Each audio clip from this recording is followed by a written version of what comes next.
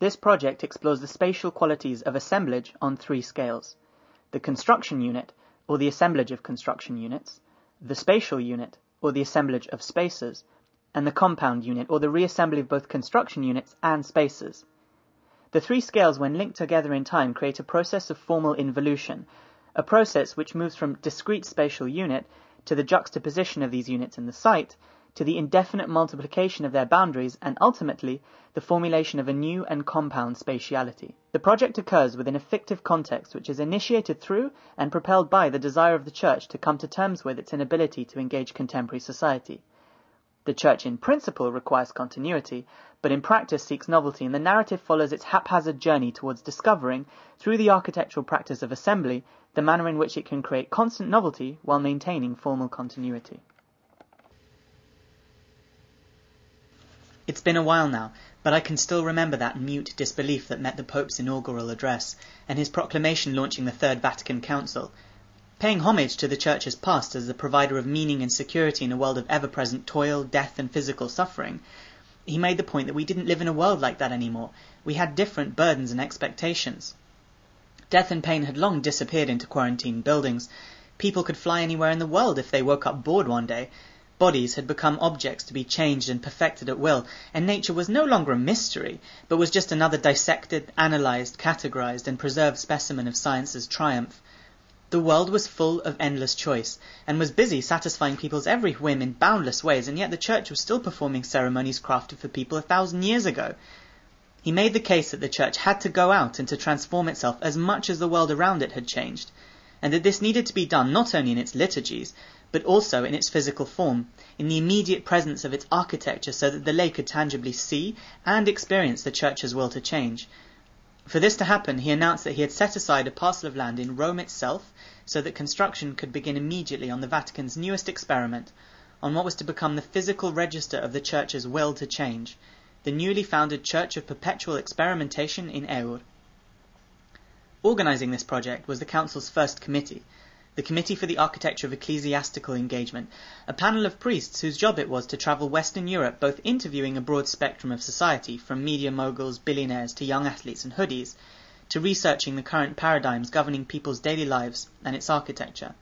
With this material they hastily set about proposing, discussing, and deliberating upon a whole range of liturgical and sacramental transformations, and it was here that the architects were brought in as the link in the chain between the innovations and their imminent construction. The committee wanted performances of Mass that would be as varied as the choice of bands on MySpace, but where the priests had just proposed a stage and audience setup, the architects developed a participatory landscape of multiple and moving performance parades. Altar floats were developed to be the centre of moving events, and underground backstage facilities were arranged for visitors to get involved in the construction of scenography for the productions above. The committee's ideas poured out, from recorporation, a replacement for baptism where the body and soul were reclaimed from an age where people's bodies had been fragmented and turned into a list of impossible goals, to multi-naves where the Church sought to create true public spaces where people could escape from the all-seeing eyes of the CCTV camera, to mausochapeliums, combined mausoleums and chapel towers that would be built and funded by wealthy and famous members of society, bringing money and celebrity glamour back into the Church and onto the skyline. It was demanded that each of these be given a durable form, and using the latest in technology and the entire palette of local materials, the team developed an approach that could be applied to whatever the committee dreamt up. A range of complex construction units were designed along the themes of the programme within. The first 2 of these were for the recorpistry and the vaults above spectacular Mass,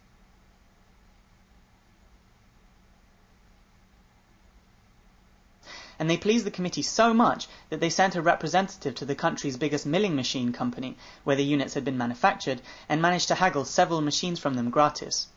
For the priests on the panel, these construction units were like revisiting the way that cathedrals used to be built from masonry, and having the machines on site was like having all the stonemasons chipping away at their blocks. For the architects, however, these machines were like the proverbial candy shop, and they were the kids, for the freedom they afforded in terms of shape led to the excesses of the multi-nave area, the over-articulation of the Holy Auction route, and the wildly ornate mausochapeliums screaming out over the city. Even while construction pushed ahead on site, even while new material was being constantly lifted in, even as new vaults rose onto the skyline, even with all this activity, visitors came not only from all over the city, but pilgrims began to add the site to their list of places to visit, and the various finished and half-finished spaces were alive with praying, celebrating, chanting, muttering, and declaiming devotees. Each one came either expecting to be indignant and horrified, or thrilled and pleased, but they all came nonetheless, because the sheer novelty of the experiment was magnetic.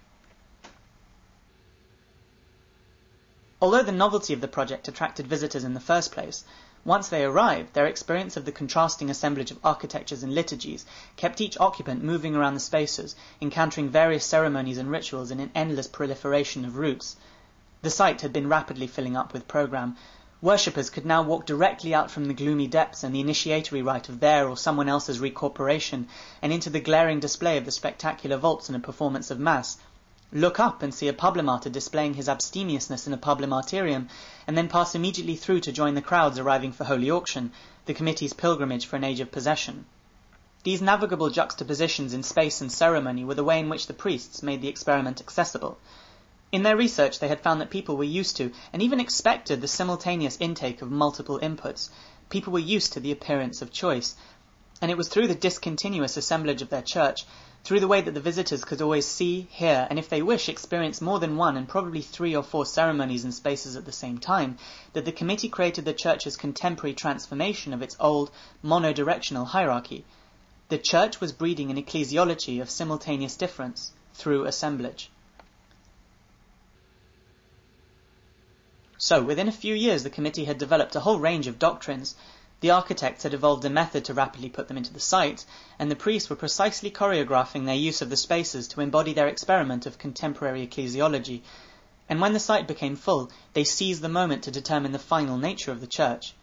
I say nature because it couldn't stay the way it was. Its very mandate from the Pope was to be the physical register of the institution's will to change. But they also couldn't wipe away what was before and begin again, as the committee, and indeed everyone involved, had had everything built from durable construction units with the intention that every stage of this great experiment would last, marking itself in posterity. The choice seemed to be between piling the new innovations on top of the old, or requesting a new site from the Pope. Seemed to be, that is, until the priests fell upon the logic that they could extend the experiment's spatiality of simultaneous difference through assemblage, from just being between the simultaneity of events and spaces occurring at the same time, to a simultaneous difference of all events and spaces that have occurred in the past and are happening in the present. They began to take apart and then reassemble the construction units from ceremonies that the committee was replacing, and incorporating them into their replacement spaces. Through this, the priests added the history of the experiment to the manner in which the visitors experienced it. Now, anyone could not only stand in the church and experience multiple spaces and events at the same time, but also see and be in the presence of every space that had come before it. Pilgrims began to come back time and again, and whilst they were trying out the new liturgies which had been dreamt up, they would all try to outdo each other in spotting the reassembled fragments embedded in the building around them, viscerally reminding them of past visits when they had enjoyed discarding the sagging breast that had haunted them for so long, or winning a real Vatican-authorized relic at auction. Through this reassembling, the committee managed to create continuity in time through an experiment which demanded rapid alteration. In the Church of Perpetual Experimentation, discontinuity in space and form created a spatiality of simultaneous difference.